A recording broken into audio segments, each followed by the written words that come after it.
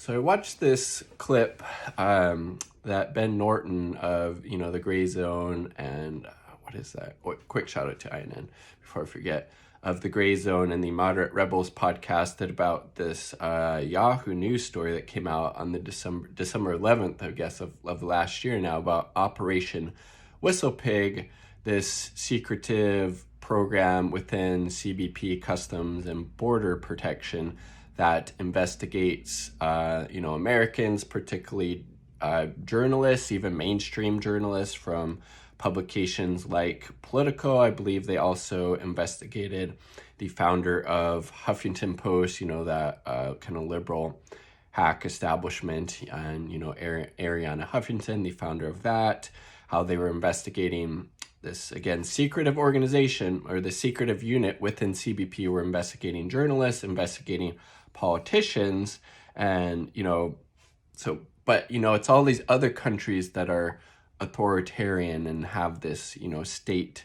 surveillance, and it seems like a huge case of projection to me when we have things like the Patriot Act, we have things like the NSA, where we have things like the secretive unit within the CBP, where this whistleblower from this unit was basically saying there's it's no holds barred, there's no fucking rules, we do whatever we want, we investigate whoever we want.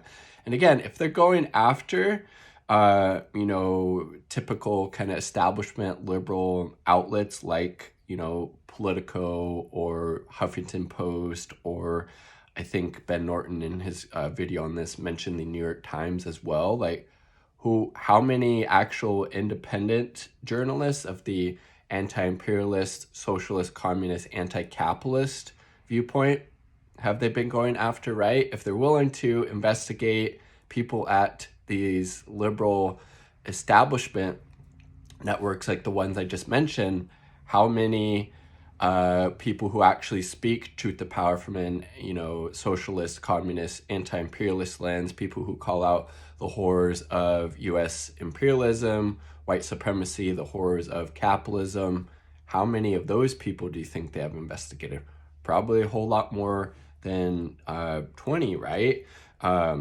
So it's not super surprising, right? That for fuck's sake, wasn't it that showed that the FBI was investigating and infiltrating the Black Lives Matter movement and surveilling people deemed to be at the head of that? We can go back several decades to the FBI's COINTELPRO program, counterintelligence program, that was going after the Black Panthers, or going after the AIM movement, the American Indian movement, right? Or how they were treating just people throughout the fucking history of the United States who have spoken, truth to power, right? So it's not surprising that there's this secretive unit, within Customs and Border Protection, right, that was investigating journalists, even of these, liberal kind of hack outlets, or, politicians, frankly. And it was all, the establishment just tried to paint it as, well, this was just a rogue actor, there's just a couple people doing this, don't worry, we're going to get rid of this. But even though, Edward Snowden showed through what he provided, the NSA was spying on literally everybody in the fucking world, including people in the United States, including foreign heads of state like Angela Merkel, former Prime Minister, Chancellor of Germany, right?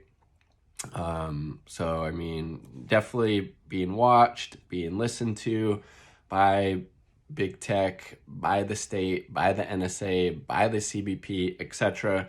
So if you're planning on engaging in anything that might be deemed, illegal or subversive, definitely don't conduct any type of communication over, these online digital platforms, whether it's, email or Signal app or text or phone call, any of that. You're going to do that shit, do it in person. Leave your phones at home. Do it somewhere where they're not going to have that access, because you're going to be watched, you're going to be listened to, they're going to have that shit in the archives.